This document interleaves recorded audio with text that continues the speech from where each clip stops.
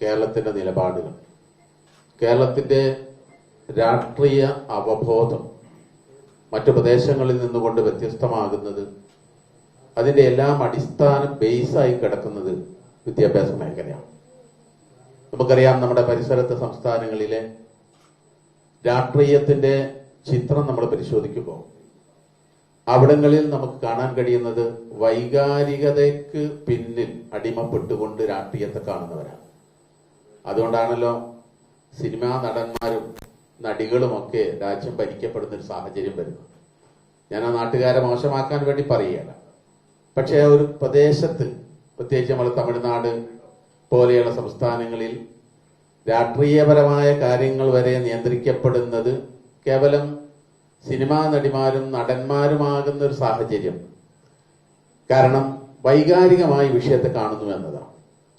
അവിടെയാണ് കേരളം വ്യത്യസ്തമാകുന്നത്. നമ്മുടെ കേരളത്തിന്റെ പാരമ്പര്യം എന്ന് പറയുന്നതും അത് തന്നെയാണ്. സാംസ്കാരികമായി ഏറെ മുമ്പിൽ നിൽക്കുന്നു, രാഷ്ട്രീയപരമായി ഏറെ മുമ്പിൽ നിൽക്കുന്നു. മറ്റു മേഖലകളിൽ പൊതുവായ എന്തെല്ലാം മേഖലകളുണ്ടോ അവിടെയൊക്കെ നമ്മൾ മുന്നിൽ നിൽക്കപ്പെടുന്നു. ഇതിന്റെ ബേസ് എന്ന് പറയുന്നത്, അടിസ്ഥാനം എന്ന് പറയുന്നത് വിദ്യാഭ്യാസത്തിന് നമ്മൾ കൊടുത്ത പ്രാധാന്യമാണ്. അത് പാരമ്പര്യമായി തന്നെ കേരളത്തിന്റെ സവിശേഷമായ ഒരു ചിത്രമായി നമുക്ക് കാണാൻ കഴിയും. വിദ്യാഭ്യാസത്തിന് വല്ലാതെ ഊന്നൽ നൽകുന്നു, അതിന് വല്ലാതെ വെയിറ്റേജ് നൽകുന്നു. അതിന് മറ്റ് എല്ലാ വിഷയങ്ങൾക്കും ചെലവഴിക്കപ്പെടുന്ന തുകയ്ക്ക് അപ്പുറം വിദ്യാഭ്യാസ മേഖലയ്ക്ക് നമ്മുടെ ബഡ്ജറ്റിൽ എടുത്ത് പരിശോധിച്ചാൽ ചെലവഴിക്കപ്പെടുന്നുണ്ട് എന്നതാണ് യാഥാർത്ഥ്യം. മറ്റു സംസ്ഥാനങ്ങളിൽ അവിടുത്തെ ബഡ്ജറ്റ് എടുത്ത് പരിശോധിച്ചാൽ, അല്ലെങ്കിൽ അവിടുത്തെ വിദ്യാഭ്യാസ മേഖലയുമായി ബന്ധപ്പെട്ട ചിത്രങ്ങൾ എടുത്ത് പരിശോധിച്ചാൽ, നമ്മളൊക്കെ സോഷ്യൽ മീഡിയ നിരന്തരമായി കൈകാര്യം ചെയ്യപ്പെടുന്നവരാണ്. കഴിഞ്ഞ ദിവസം ഞാൻ സോഷ്യൽ മീഡിയയിൽ ഒരു യൂട്യൂബിൽ ഒരു ഇത് കണ്ടു, ഒരു റീൽ കണ്ടു.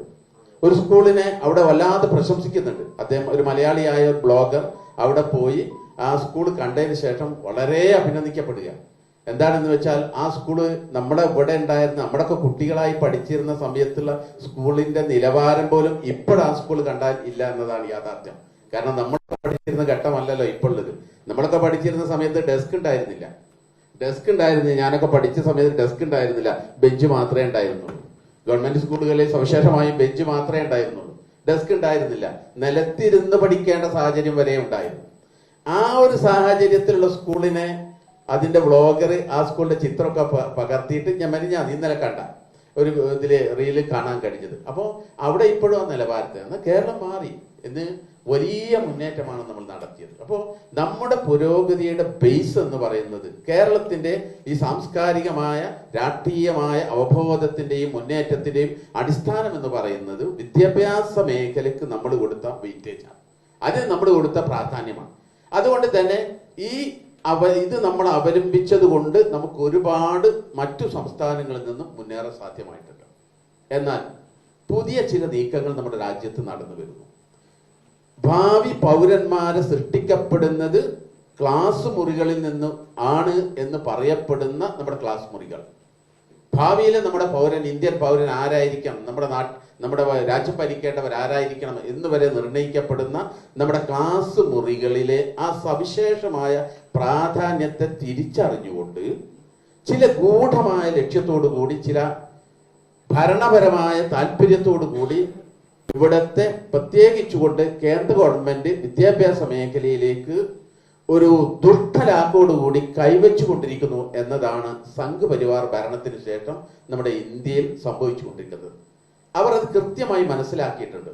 ഇവിടെ എങ്ങനെയാവണം നമ്മുടെ നാട് എന്നതിനെ കുറിച്ച് കൊണ്ടുള്ള കൃത്യമായ ധാരണ കൊണ്ടാണ് അതിലേറ്റവും കൂടുതൽ ശ്രദ്ധിക്കപ്പെടേണ്ട മേഖല വിദ്യാഭ്യാസമാണ് എന്ന് തിരിച്ചറിഞ്ഞുകൊണ്ട് തന്നെയാണ് ഗവൺമെന്റിന്റെ ഭാഗത്ത് നിന്നുകൊണ്ട്, കേന്ദ്ര ഗവൺമെന്റിന്റെ ഭാഗത്ത് നിന്നുകൊണ്ട് ഏതാനും വർഷങ്ങളായി അല്ലെങ്കിൽ ഏതാനും പതിറ്റാണ്ടുകളായി ഈ മേഖലയെ കൈപ്പിടിയിൽ ഒതുക്കാനുള്ള ശ്രമം നടക്കാൻ ആരംഭിച്ചിട്ട്. ഇപ്പൊ നമുക്കറിയാം, ഇപ്പോ നമ്മുടെ വിദ്യാഭ്യാസ മേഖലയിലെ സിലബസിൽ അത് സംഘപരിവാർ ഭരണത്തിൽ വരുന്നതിന് മുമ്പ് തന്നെ ഇപ്പൊ ജ്യോതിഷം പാഠപുസ്തകത്തിന്റെ ഭാഗമാക്കണമെന്ന് ഒരാവശ്യം ഏകദേശം ഒരു 10-20 കൊല്ലം മുമ്പ് തന്നെ ഇവിടെ ഉയർന്നു വന്നു. ജ്യോതിഷം പാഠപുസ്തകത്തിന്റെ ഭാഗമാക്കണം. അന്ന് ഇവിടെ സംഘപരിവാർ അധികാരത്തിൽ വന്നിട്ടുണ്ടായിരുന്നില്ല.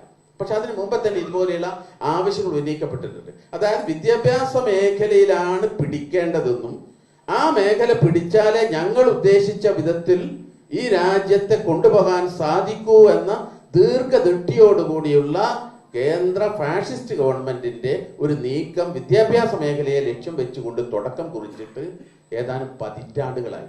ഭരണത്തിൽ വന്ന സാഹചര്യത്തിൽ ഈ മേഖലയിലേക്ക് ഏറെ പ്രാധാന്യം ഇവർ കൊടുക്കുന്നു എന്നാണ് പുതിയ സംഭവങ്ങൾ നമുക്ക് ബോധ്യപ്പെടുത്തിക്കൊണ്ട്. അപ്പൊ അതിൽ കേരളത്തെ സംബന്ധിച്ചിടത്തോളം ഇപ്പൊ PM ശ്രീ പദ്ധതി, ആ പദ്ധതി നമ്മൾ പഠിക്കുന്ന സമയത്ത് അത് ഒരുപാട് ഭവിഷ്യത്തുകൾ നമ്മുടെ കേരളത്തിന്റെ പൊതുമണ്ഡലത്തിൽ ഉണ്ടാക്കാൻ, ഭാവിയിൽ ഉണ്ടാക്കാൻ സാധ്യതയുള്ള അപകടം പിടിച്ചൊരു സാധനമാണ്. അത് നമ്മുടെ കേരളത്തിന്റെ പാരമ്പര്യത്തെ പോലും കടക്കൽ കത്തിവെക്കും.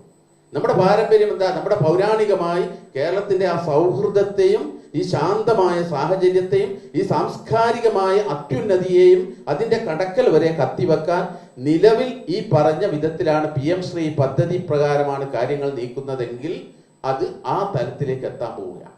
അതിന്റെ തുടക്കമാണ് കുറിക്കപ്പെട്ടത്.